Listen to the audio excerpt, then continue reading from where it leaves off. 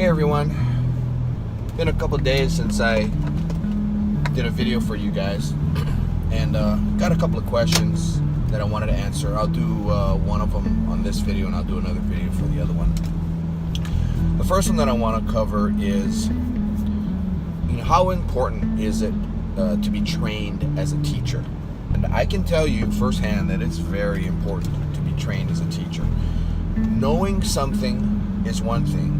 Being able to teach it to somebody is something else. Conversely, do you need to be good at something in order to teach something?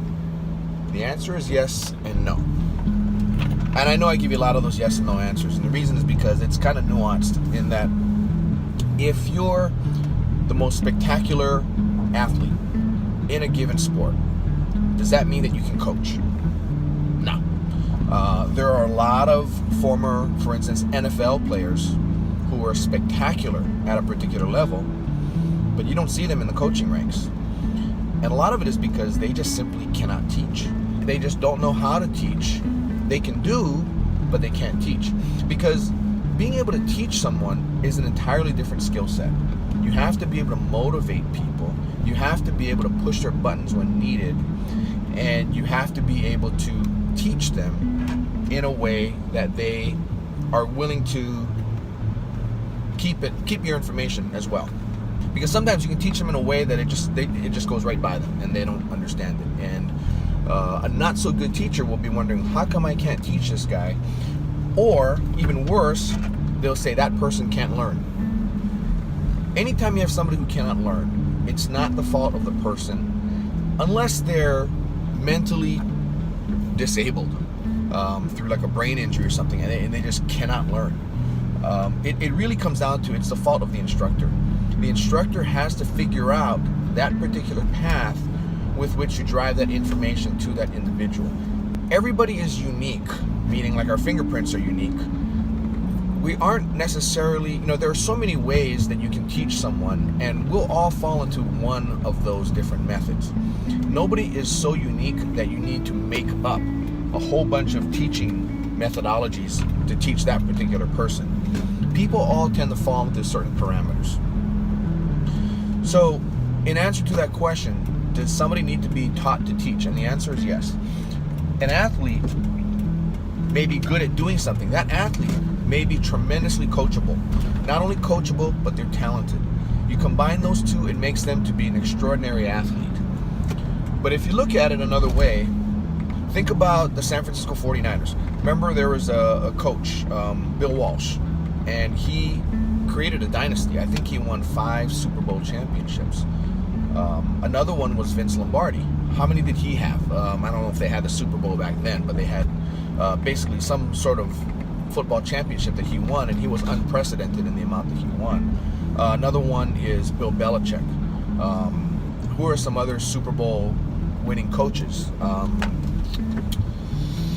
Who's that guy that coached the Raiders and then moved on to the Buccaneers and then promptly won a Super Bowl? The face that comes to mind is Chucky. Anyway, you guys know who that is. That guy, if I remember right, never played football a day in his life.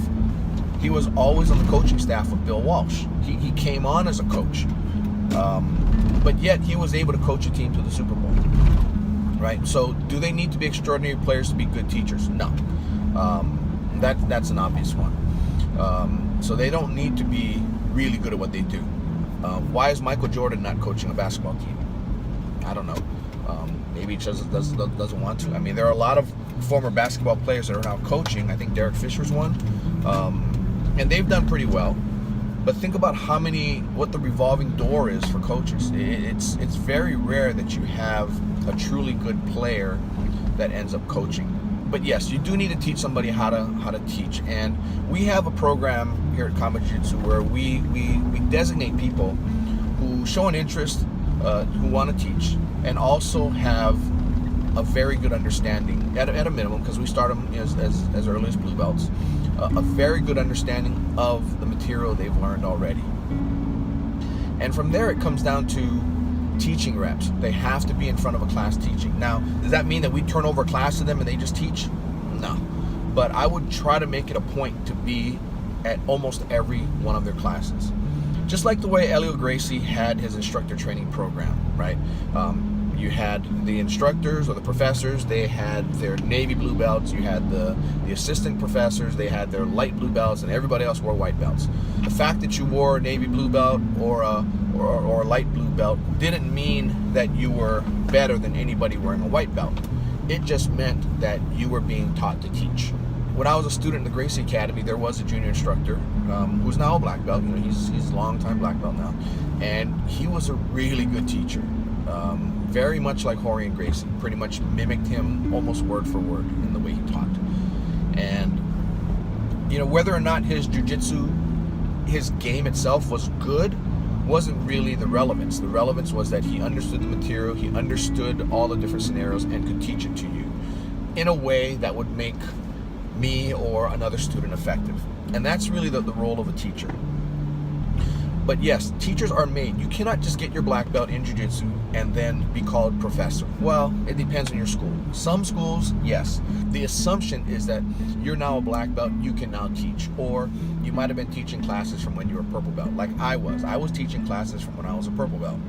But that doesn't necessarily mean I knew how to teach. It was just that my instructor at the time turned over teaching responsibilities to me so I could get teaching reps. But I didn't get any guidance. I didn't get pulled off to the side and say, hey Ryan, I want you to make sure you hit on these points when you're teaching. Ryan, this particular student, let's call him John Doe. John Doe, he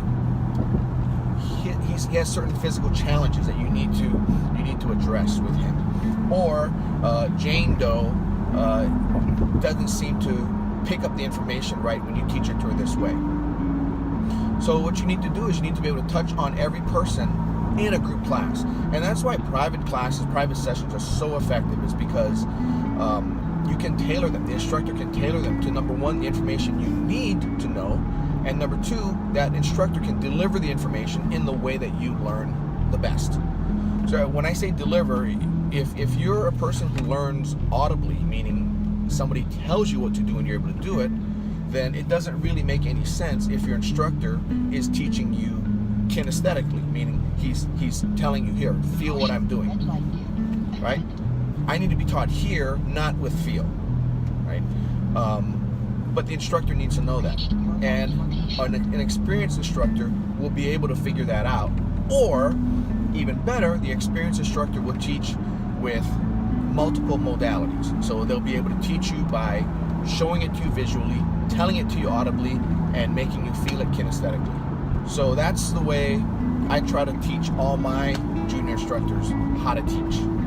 Because the last thing I want is to have students who are not learning it, despite the fact that someone is spending time teaching them. Well, you're not teaching them if you're not getting to them, correct? But like I said, some you have to tell it, some you have to show it, and some you have to make them feel it. So that's the important thing. You know, I've got a friend that I made recently was telling me how he's a black belt and he wants to teach. He got his black belt from his professor, wants to teach, but was never taught how to teach, and expressed interest in learning how to teach, but his professor never taught him how to teach. Gave him a black belt and basically said, okay, you're on your way now.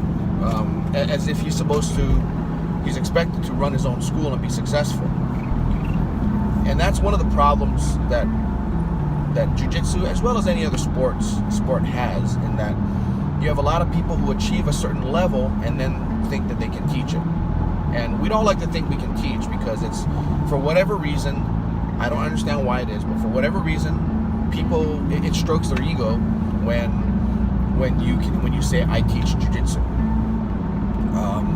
I don't know if it ever stroked my ego, but I just found that I was actually pretty good at it.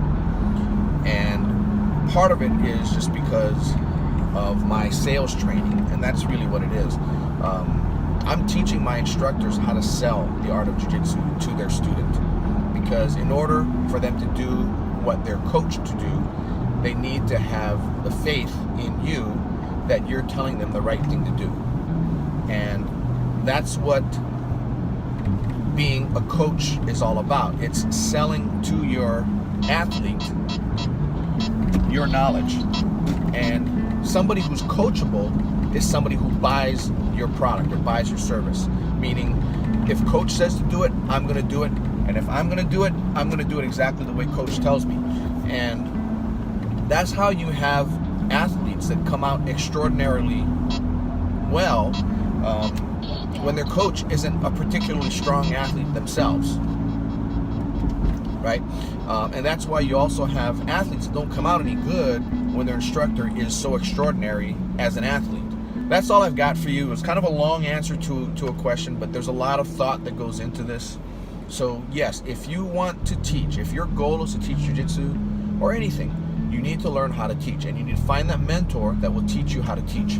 If you want to teach jiu-jitsu, find a mentor who has an instructor training program, who's a good teacher, and who is willing to teach you and mentor you as a student teacher. That's very important. Just because you learn from the best jiu-jitsu practitioner in the world that doesn't mean that you're going to be a good teacher. Does that make sense? Anyway, that's all I got for you. Take care. Have a good day training. Bye.